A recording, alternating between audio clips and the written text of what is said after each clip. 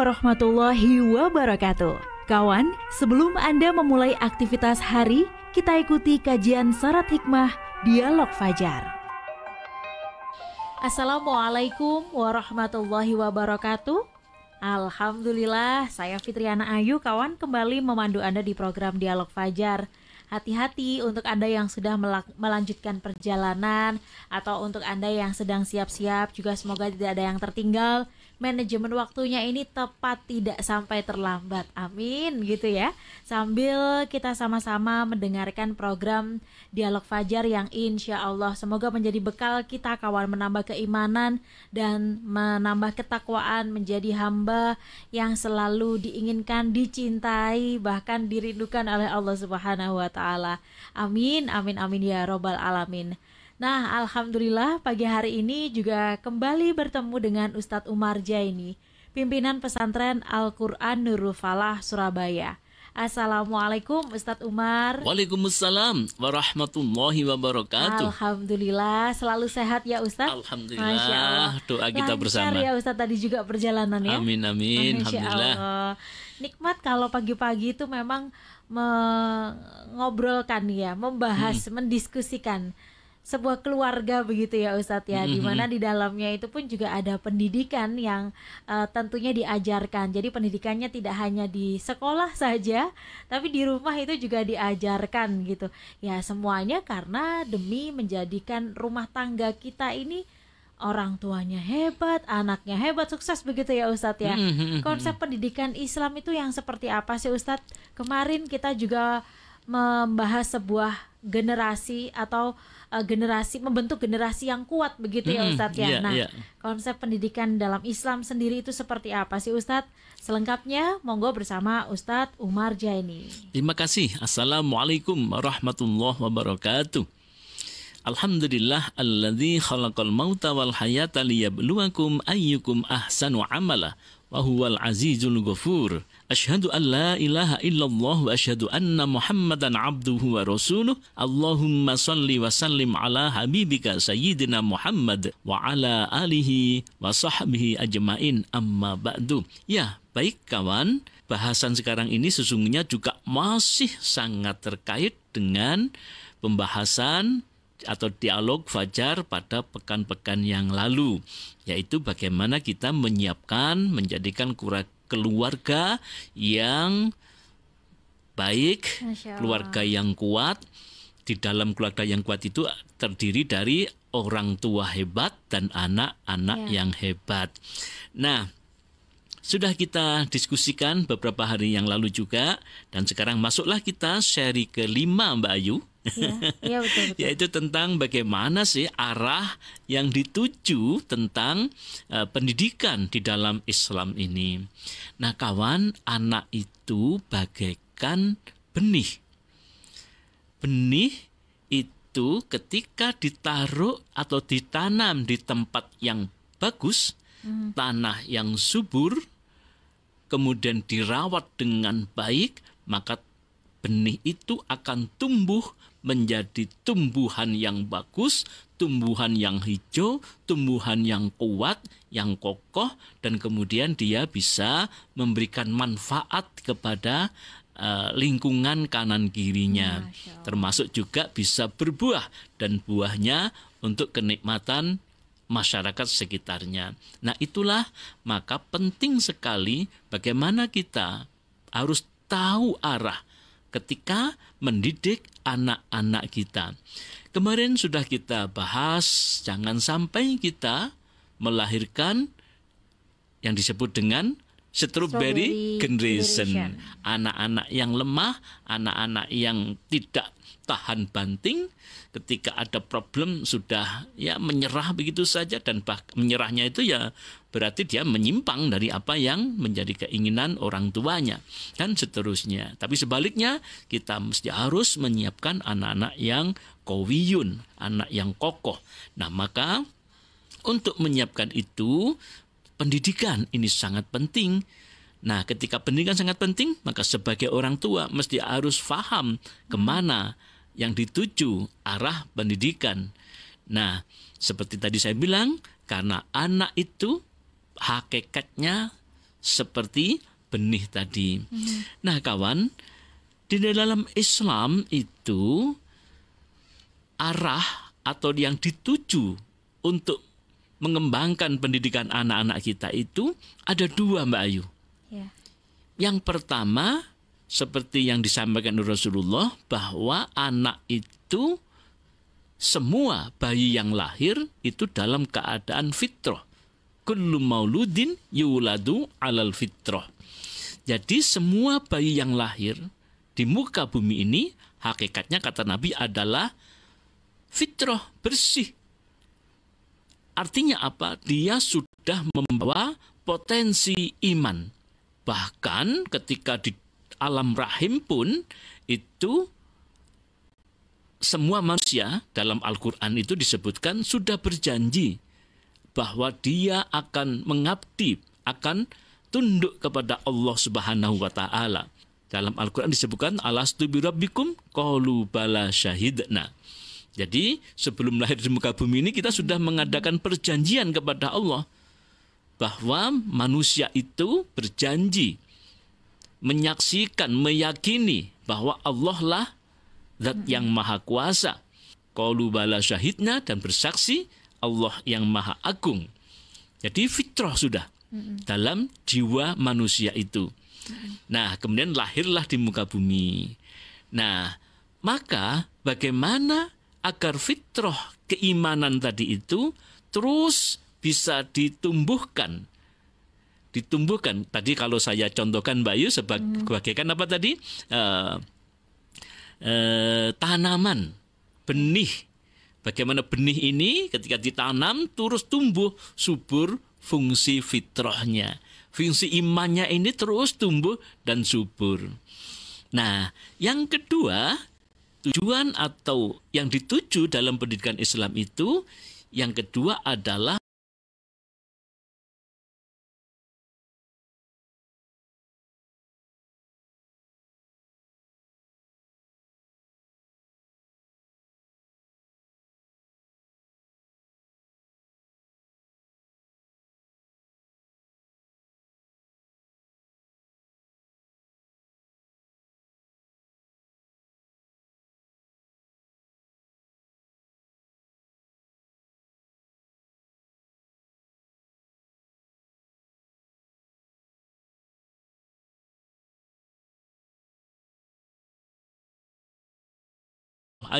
ada hewannya, ada benda-benda airnya, dan ya alam raya inilah itu agar dikelola oleh manusia. Jadi saya kembalikan lagi kawan bahwa tujuan dalam pendidikan Islam ini ada dua, yaitu menumbuh kembangkan fungsi fitrah, yaitu menumbuhkan fungsi keimanannya, dan yang kedua adalah mengembangkan fungsi khalifah fil ard. Nah, yang pertama untuk mengembangkan fitrahnya, maka dia bagaimana di dunia ini bisa beribadah kepada Allah.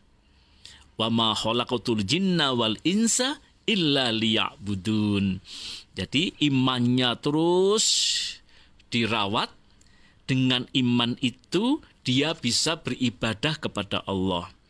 Dia bisa bagaimana cara beribadah, bagaimana akhlaknya bagus, bagaimana taatnya kepada aturan-aturan. Nah, itu yang harus diberikan, dikembangkan untuk anak-anak kita.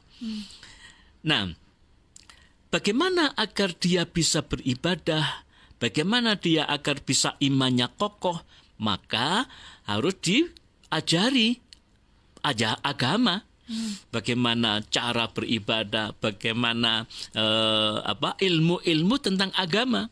Ilmu agama itu kan Islam ini kan intinya ada 3 Mbak Ayu. Intinya loh ya, pertama belajar tentang akidah atau tentang kepercayaan, tentang iman kepada Allah, iman kepada para malaikat, kepada rasul-rasul Allah, pada kitab-kitabnya, kepada hari akhir, qada dan qadarnya. Itu semua harus dipelajari. Terus bagaimana cara beribadahnya, cara bersucinya.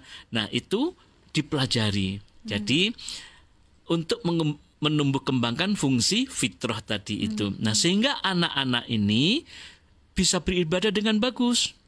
Akhlaknya bagus, akhlak kepada Allah, akhlak kepada orang tua, akhlak kepada di bawahnya, anak-anak di bawahnya, di atasnya, kepada lingkungan. Nah, itulah yang mesti harus diajarkan kepada anak-anak kita. Sekali lagi, itu satu sisi untuk menumbuh kembangkan fungsi fitrah. Imannya harus kuat, ditambah terus dikembangkan, maka dikenalkan dengan ayat-ayat Allah, ilmu-ilmu tentang agama. Nah, belum cukup hanya memahami ilmu-ilmu agama saja, ibadahnya bagus, ilmu-ilmu agamanya bagus, belum cukup. Ya, mesti harus ditumbuh kembangkan fungsi khalifah fil ard sebagai pengelola alam raya ini. Nah, bahasa saya ini sesungguhnya iso bagaimana menyiapkan anak-anak bisa bekerja, begitulah kira Mbak Ayu. Sehingga dia punya kompetensi, punya keahlian.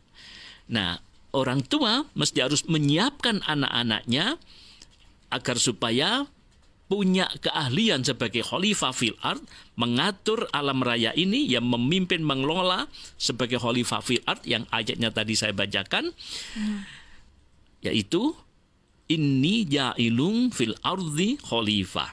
Nah, supaya anak-anak kita punya bekal untuk mengelola alam raya ini, maka perlu diajari tentang literasi.